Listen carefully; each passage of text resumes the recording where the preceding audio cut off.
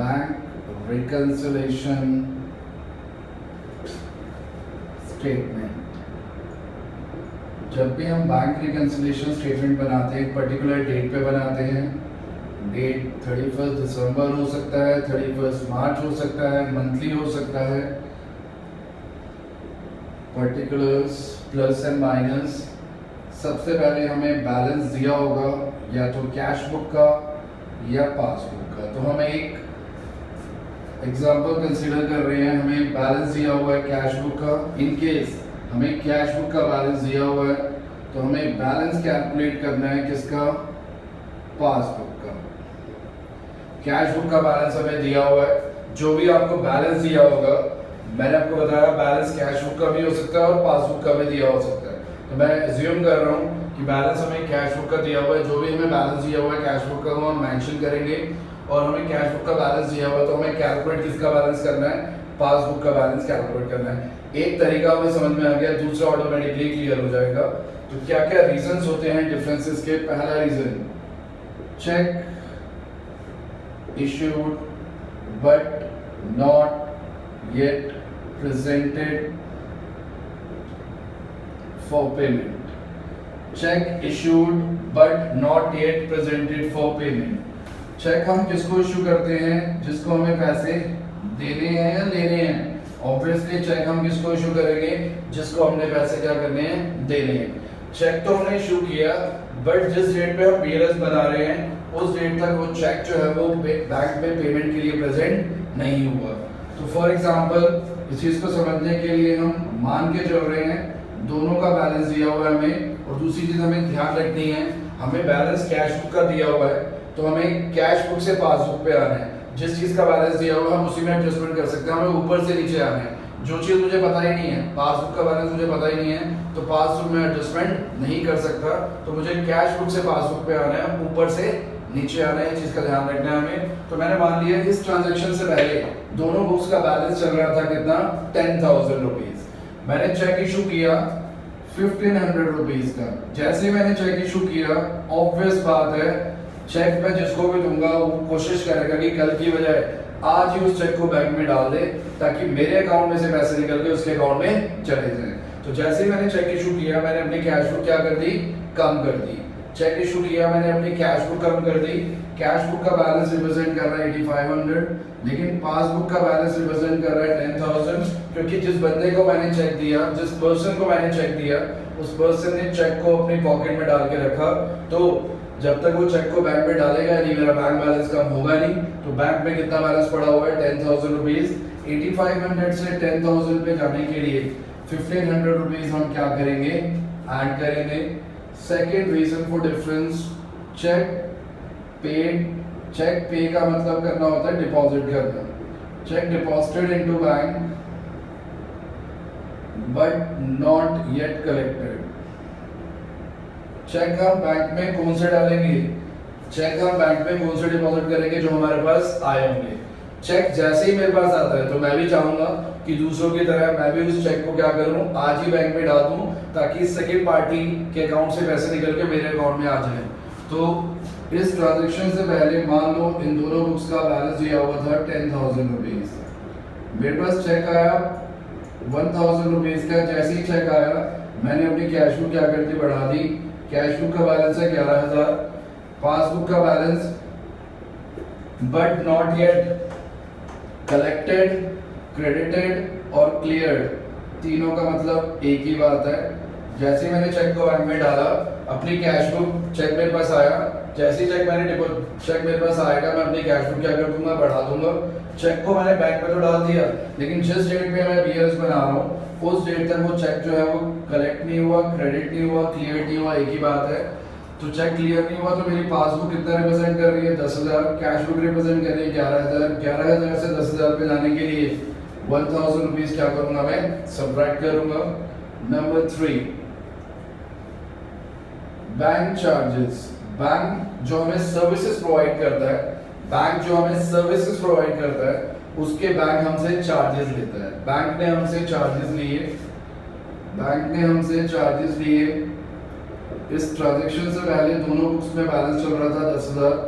Bank ने हमसे charges लिए 100 रुपीज। बैंक हमसे चार्जेस लेगा तो हमें तो पता नहीं है, क्योंकि ये ट्रांजेक्शन किसके पार्ट पर है, बैंक के पार्ट पर। बैंक ने 100 रुपीज चार्जेस लिए और चार्जेस लेने के बाद बैंक आप लोगों के घर पे बताने तो आएगा नहीं कि हाँ मैंने आपके अकाउंट में से 100 रुपीज विड्रॉ कर लिए हैं। तो बैंक ने चार्जेस लिए तो इस ट्रांजैक्शन का अजम्पशन है कि इस ट्रांजैक्शन का हमें नहीं पता, क्योंकि बैंक चार्जेस किस डेट पे काटेगा हमें कोई नॉलेज नहीं है। तो बैंक ने चार्जेस लिए, पासबुक कम कर दी, कैश बुक में हमें पता ही नहीं है, हमें पता होगा हम तभी एंट्री करेंगे। कैश बुक रिप्रेजेंट कर रही है 10,000, पासबुक रिप्रेजेंट कर रही है 9900। 10,000 से 9900 पे जाने के लिए हम 100 रुपीज क्या करेंगे, सब्ट्रैक्ट कर देंगे। At the same time bank में जो हम पैसा डिपॉजिट करते हैं, बैंक उस पैसे पे क्या देता है, हमें इंटरेस्ट देता है। बैंक हमें उस पैसे पे इंटरेस्ट देता है।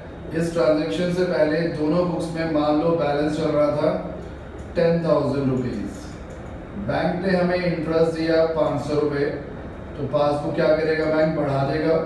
हमें पता नहीं है, क्योंकि हमें तो तब पता चलेगा जब हम पासबुक को ले जाके एंट्री कराएंगे। कैश बुक रिप्रेजेंट कर रही है 10,000, पासबुक रिप्रेजेंट कर रहा है 10,500। 10,000 से 10,500 पे जाने के लिए 500 रुपीज क्या कर देंगे, ऐड कर देंगे। Next, bank paid insurance premium, bank paid insurance premium on behalf of a customer. Bank ने इंश्योरेंस प्रीमियम पे किया कस्टमर के बिहाफ पर। क्या मतलब हुआ इसका, मैंने एक पॉलिसी ली हुई थी, LIC पॉलिसी ली हुई थी, उस पॉलिसी पर रेगुलरली मुझे प्रीमियम देने जाना पड़ता था। प्रीमियम मंथली भी हो सकता है, क्वार्टरली भी हो सकता है, हाफ ईयरली भी हो सकता है और ईयरली भी हो सकता है। तो प्रीमियम मुझे देने जाना पड़ता था। तो बैंक एज एन एजेंट बहुत सारी सर्विसेज जो हमें प्रोवाइड करता है। मैंने बैंक को कहा ये मैंने पॉलिसी ली हुई है इस कंपनी की, this is the policy number, आप क्या करो इस पॉलिसी को मेरे अकाउंट से लिंक कर दो।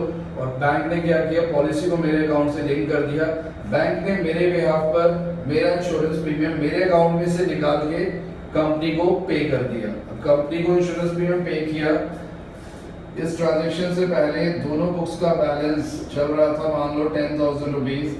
बैंक ने 1,500 रुपये प्रीमियम पे किया, तो बैंक क्या करेगा, पासबुक कम कर देगा।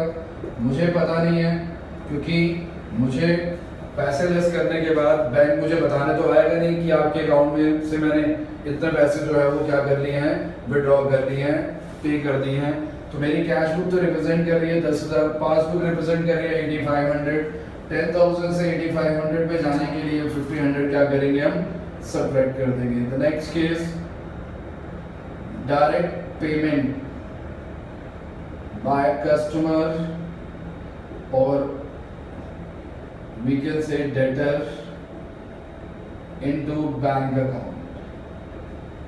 Direct payment by customer into bank account.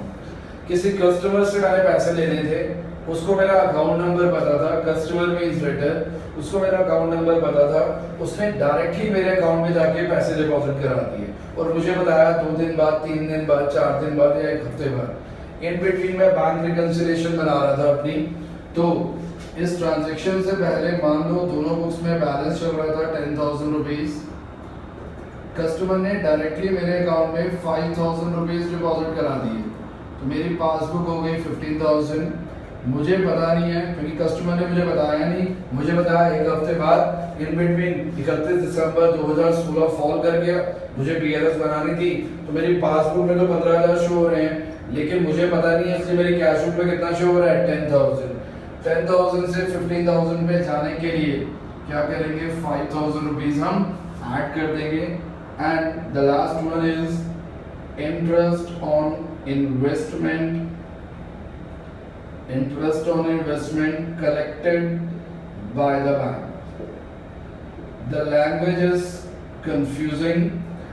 Interest on investment collected by the bank, इसका मतलब ये नहीं है कि बैंक ने हमसे इंटरेस्ट लिया। इसका मतलब ये है मैंने किसी कंपनी में XYZ लिमिटेड कंपनी में मैंने कोई इन्वेस्टमेंट की हुई थी, उस इन्वेस्टमेंट पे मुझे regularly monthly, quarterly, half yearly या ईयरली इंटरेस्ट मिलता था। मुझे उस इंटरेस्ट को लेने जाना पड़ता था क्योंकि मैंने उसको अपने अकाउंट से लिंक नहीं कराया था। तो मैंने बैंक को कहा ये कंपनी है, यहाँ पे मैंने इन्वेस्टमेंट की हुई है, आप इस इंटरेस्ट को मेरे अकाउंट में डाल दे जाना। तो बैंक ने क्या किया, इंटरेस्ट लिया और मेरे अकाउंट में डाल दिया। Interest on investment collected by the bank का मतलब ये है बैंक ने मेरे बिहाफ पर इंटरेस्ट कलेक्ट किया और इंटरेस्ट कलेक्ट करके मेरे अकाउंट में डाल दिया। तो मान लो इस ट्रांजैक्शन से पहले दोनों बुक्स में बैलेंस चल रहा था 10,000 रुपीज। बैंक ने मेरे बिहाफ पर 2,000 रुपीज इंटरेस्ट लेके मेरे अकाउंट को बढ़ा दिया। पासबुक शो कर रही है 12,000, मुझे पता नहीं है क्योंकि बढ़ाने के बाद बैंक घर पे बताने तो आएगा नहीं। कैश बुक शो हो रही है 10,000 से 12,000 पे जाने के लिए 2,000 रुपीज क्या करेंगे, हम ऐड कर देंगे। और मान लो कैश बुक का जो ओपनिंग बैलेंस है वो 1 लाख था। तो टोटल ऑफ प्लस कॉलम का टोटल करेंगे, इसमें से माइनस कर देंगे माइनस कॉलम का टोटल, जो भी डिफरेंस है वो बैलेंस आ जाएगा किसका, पासबुक का। टोटल हम टैली करके दिखा देंगे। तो ये बैंक रिकंसिलिएशन स्टेटमेंट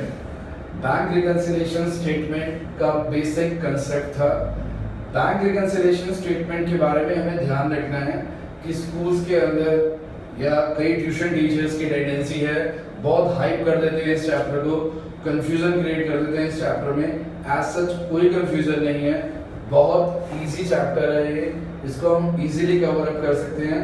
आप कंसेप्चुअली अगर इसको कंट्रोल करते हैं, जनरली टीचर्स क्या कराते हैं, टीचर्स जब कराते हैं तो उसमें बुक के पीछे आपको पता ही है एक फॉर्मेट दिया हुआ है, the balance as per cash book plus minus items, ये आइटम प्लस होंगी ये आइटम माइनस होगी। बैलेंस पासबुक का दिया हुआ है तो ये आइटम प्लस होंगी ये आइटम माइनस होंगी, वो स्टूडेंट को कहते हैं रट लो। लेकिन उसके लिए 3-4 क्वेश्चन जो हो जाते हैं उससे आगे जाके जब कॉम्प्लिकेशन लैंग्वेज कंफ्यूजिंग हो जाती है तब जाके प्रॉब्लम आती है। स्टूडेंट जो है फिर कंफ्यूज हो जाता है कि मैं क्या करूं, क्योंकि रिटर्न इक्वेशन कोई नो मोर सॉल्यूशन नहीं है इस चीज़ का। तो आपको ध्यान रखना है कंसेप्चुअली ये चैप्टर जो है वो बहुत इफेक्टिव है, कंसेप्चुअली ये चैप्टर जो है वो क्लियर होना चाहिए। और ये बेसिक कंसेप्ट था बैंक रिकंसिलिएशन स्टेटमेंट का। तो मेरा जो चैनल है वो है goodwill education, please do subscribe us and my mobile number is 99995903 and myself is CA Amit Mandiratkar. Goodbye.